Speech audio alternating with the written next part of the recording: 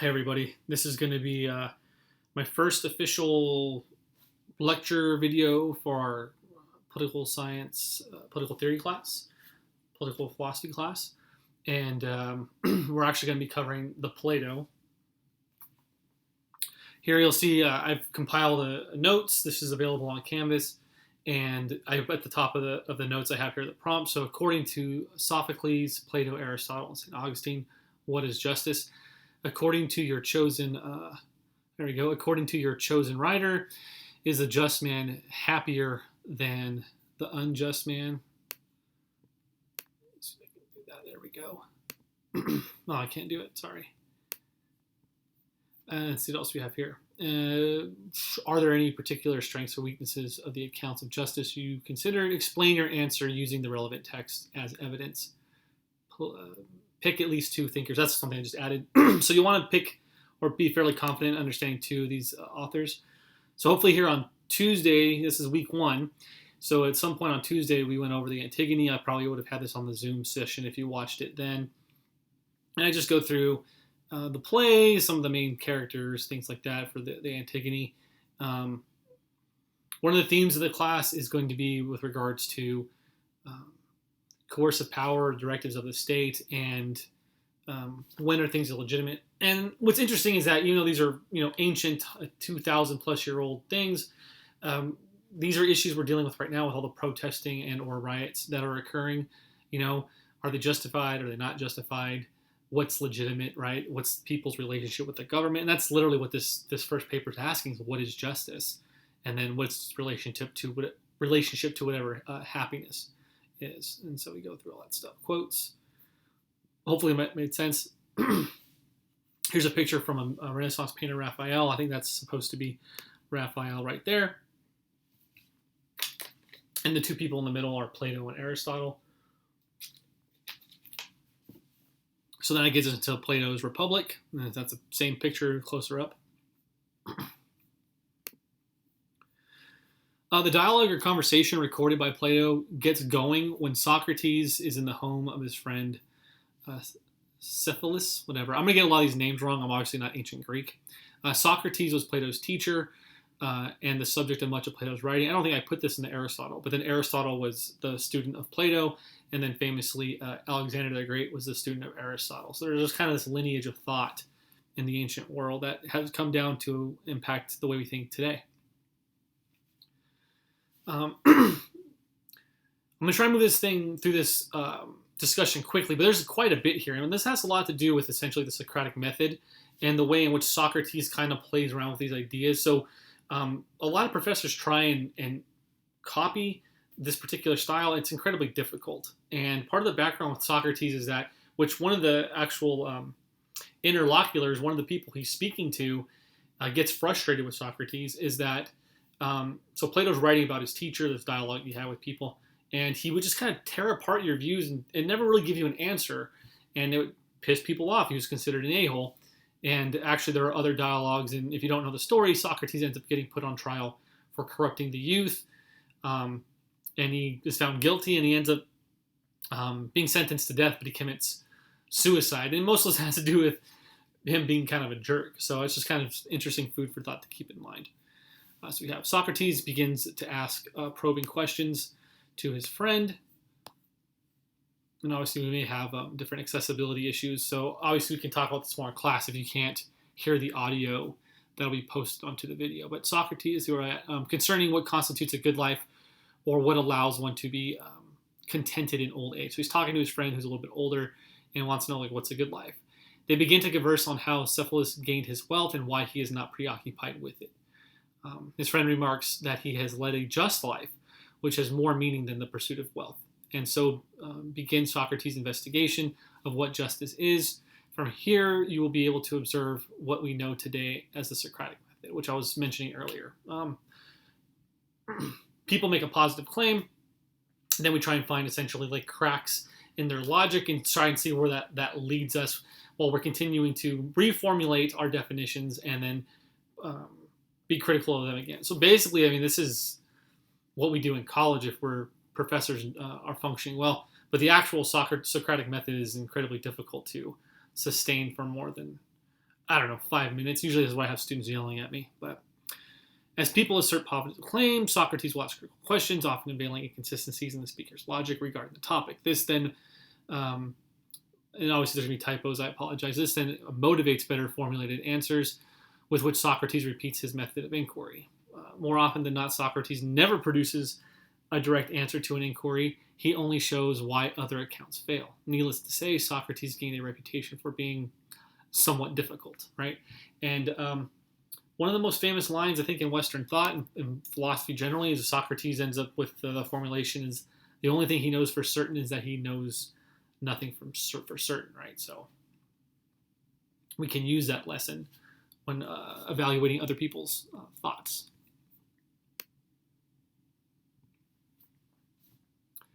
So we have a first quote, and it says, concerning justice, what is it to speak the truth or to pay debts? Interestingly, as we go through this reading, I think speaking of truth doesn't come up quite a bit, but maybe we can, again, maybe have a reformulation.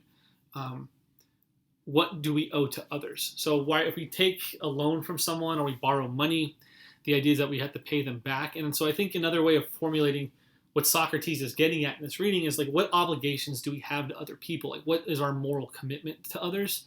It's going to be very much couched in this kind of ancient Greek logic, but I think that'll also help set the context for something a little more approachable for us. So just as you're reading this, think about like, do you owe other people things? Do you owe them assistance? Should you protest with other people? Should you stop an injustice if you're not causing it, right? So these are like, what are the things that we owe to our neighbors? Suppose that our friend, when in his right mind, has deposited arms with me. So let's say someone's giving you a gun, and he asks for, when he's asked for them back, or when he's not in his right mind, ought I give him back the weapon or her the weapon? And basically the idea from Socrates is like, well, no, because the context matters, right? So it wouldn't be justice to give back my friend their, say, gun if I thought they were suicidal, right? Because they might commit suicide. And so really what's really great about all of the Socratic readings, and particularly this piece, is that it seems that nuance matters and context matters, and this is a theme that Socrates will come back to over and over and over again. So then this other character, who I'm sure I'm getting the name wrong, Polymarchus, comes into the picture, and I believe it's Cephalus' son. He says, a friend ought to always do good for a friend and never an evil. So right now we've already reformulated this first kind of thing about what justice is. And so it's basically do good to your friends and evil, and never do evil to your friends.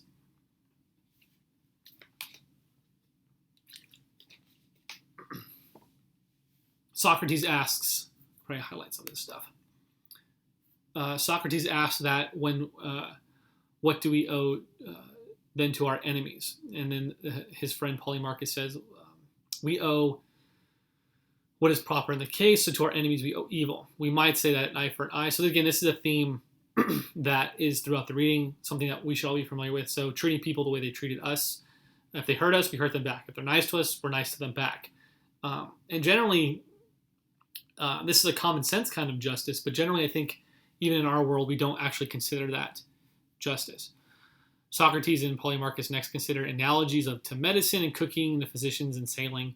Polymarchus says, if Socrates, we are able to be guided at all by the analogy of the preceding instances, then justice is the art which gives good to friends and evil to enemies. Okay, and this kind of approach to using analogies and allegories is also throughout the readings as well. Again, I'm trying to go through this quickly, under 20 minutes. We'll see how much we have. It's a lot here. So then we get this new formulation of the reading. So again, hopefully you're doing these readings. This just helps you. Justice is useful when things are useless, and injustice is useless when things are useful. So he talks about how,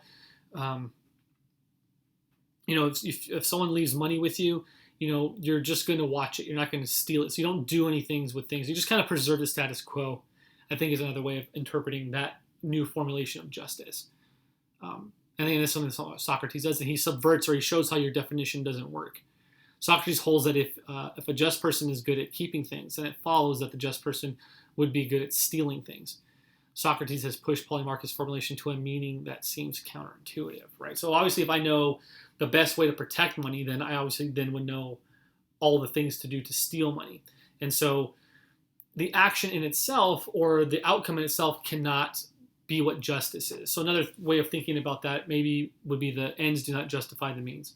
So we might consider a just society something along the lines of, say, having universal health care. America would be a much more just society if we had universal health care. But how do we get that money? So if we all go to the voting place and we all agree to pay higher taxes that would go towards universal health care, then that would be legitimate because we've agreed to it in some capacity. But let's say that the government uses the army to go around to people's houses and just rob them of their money, right? It's kind of like taxes. They're getting money still. But that would not be justice because it's not occurring in the correct way. So I think that's what's happening here. What Socrates is trying to say about, well, it can't just be necessarily like the outcomes of situations, right?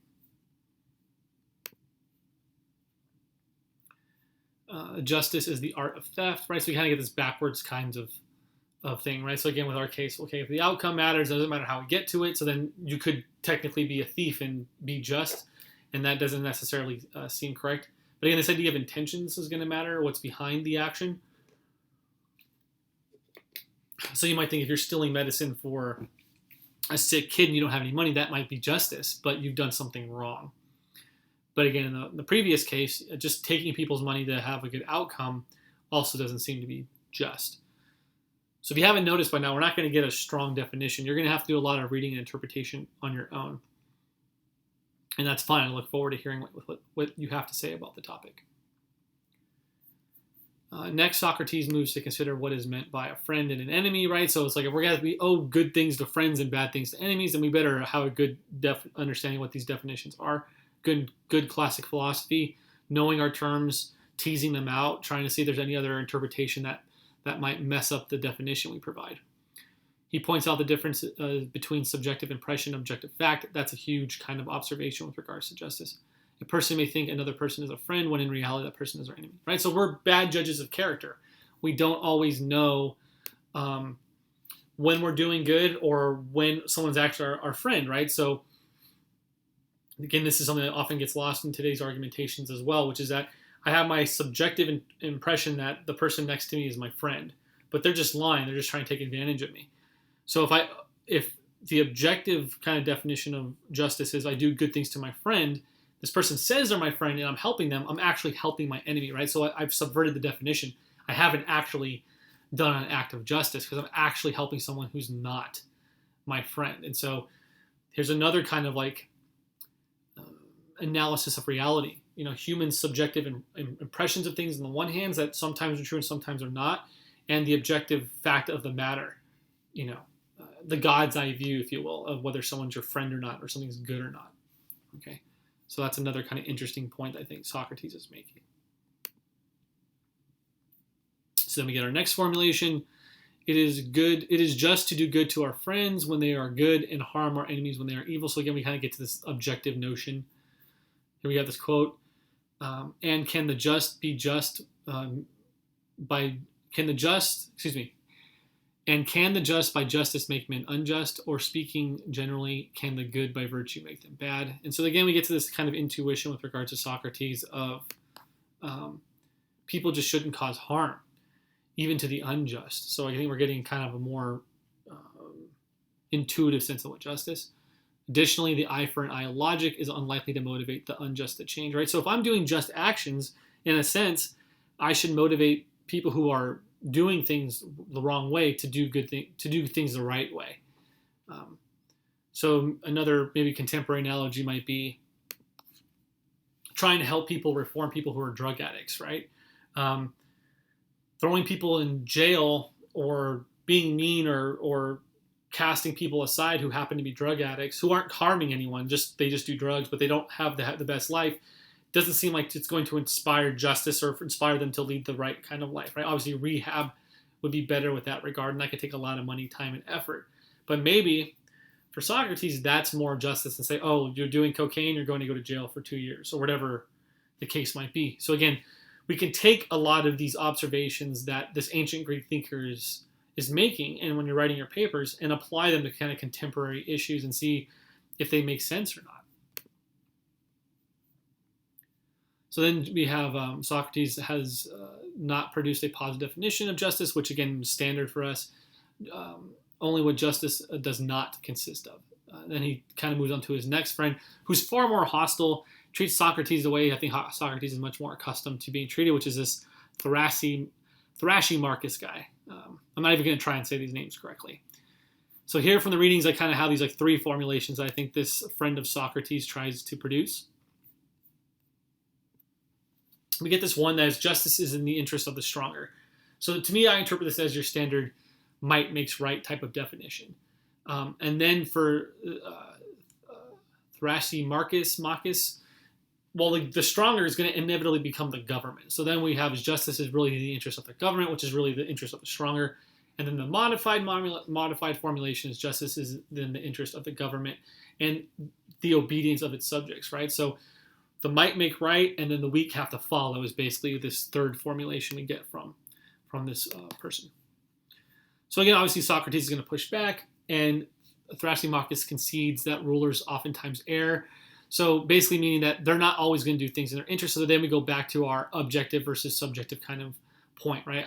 An actor, a ruler might do something they think is in their best benefit, and then since we cannot read the future, it turns out to be to our detriment. So how do you know justice in the time of making a decision, right? This is Socrates' point that you can be wrong. So rulers can make decisions then that are not in their interest, and then obviously Thrasymachus still wants to say, well, people still owe this obedience, even if such obedience is going to harm the ruler in the long run, right? Then you must also acknowledge justice not to be for the interest of the stronger, when the rulers unintentionally command things to be done which are to their own injury. For if, as you say, justice is the obedience with which subject renders to their commands, in that case, O wisest of men, is there any escape from the conclusion that the weaker are commanded to do not what is in the interest, but what is in the injury of the stronger? So that's just textual evidence of what I was just saying. But obviously Thrasymachus is not buying any of this, so he wants to make his case stronger. And so then Socrates has to make another analogy. And so often basically is the idea that people who are stronger, this is kind of this section right here, if you're following along, people who are stronger from Socrates' perspective, like a physician or people who know more, or people who are more capable, they often have to act into the interest or serve other people, right? So physicians don't fulfill their jobs and duties by just being good physicians, right? They have to treat people. So in order to be what we would call a good physician, right, you have to care about your patients. You have to make them healthier and better. You have to listen to them. You have to listen to their complaints, and in order to diagnose an injury or an illness, right? But Thrasymachus is going to push back, and he says, holding that only the ruler only is concerned with such things because they're just trying to get what they want. So for the physician, I guess it might be money or something like that. He uses the analogy of the shepherd and sheep, right? So a shepherd doesn't care about the sheep as people. The shepherd doesn't care about, if the wolf eats their sheep because they'll be sad. It's because they won't have a sheep to shear to make clothing. They won't have food to eat. So they only really care about the weaker or the things in which they are in charge of because it's still to their benefit. And he says, because the strong are the strongest, and they oftentimes will act unjustly because of their power, their coercive power, which relates to the state. What is injustice is called justice, right? So people can call injustice justice. And so actually this is going to go back to our other readings, but to me this is kind of what Marx is going to say. I won't spend too much time on that, but what Marx is going to say when we get to that reading is there's these kind of liberal capitalists that have individual rights and property rights, and they act in a way that harms the vast majority of people. They act unjustly, and they, because they kind of control everything, just call it justice. We'll circle back to that when we get there. For mankind, censure injustice, fearing that they may be the victims of it, and not because they shrink from committing it. And thus, as I have shown, Socrates, injustice, when on a sufficient scale, has more strength and freedom and mastery than justice. And as I said at first, justice is in the interest of the strong, whereas injustice is a man's own profit and interest. It's a lot here. It's probably going to be one of our longer note sessions. So Socrates again pushes back, and he says oftentimes, the benefit that rulers are going to get um, in money or honor, they're just not going to get that kind of sufficient benefit to take on the burden of being a ruler. Right? There's no interest in ruling it itself unless there is a benefit in the job. Socrates points out that if the ruler treats their people poorly, then they will not be able to benefit. So in some sense, he's just saying, like, maybe technically they're allowed to have this injustice, but from Socrates' perspectives, it just never occurs, because as soon as you treat people badly, you're not going to gain benefit from them. Right? So imagine you're a ruler, you make everyone a slave, you treat them badly. They're not going to work as hard. They're not going to want to fulfill your wishes in the way that you have. So in some sense, Socrates' point is, like, if you're going to be a ruler, you are going to want to treat people justly. And so since it's so much work and so hard, and people are complaining to you all the time, that for Socrates, no one really wants to be a ruler or be the stronger. They only take up the position actually to stop the worst people from coming into power, right? So this is a very classic idea of who are the people who should rule. It's the people that actually don't want power, because they're not there for power's sake or the benefit. They just don't want someone worse to come along and take advantage of people. So from Socrates' perspective, if bad people come in, you're never going to get true benefit because you're treating people badly. So then the people that do end up ruling only actually do it to prevent bad people from coming to power. And so the only benefit that they want when they come to power is the penalty for refusing, right? So it's basically like, if you break a law, there's going to be a penalty or consequence.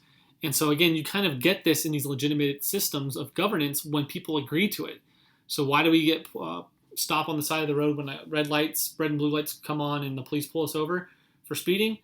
Because we all kind of agree that police have this job and it's correct for them to enforce the law.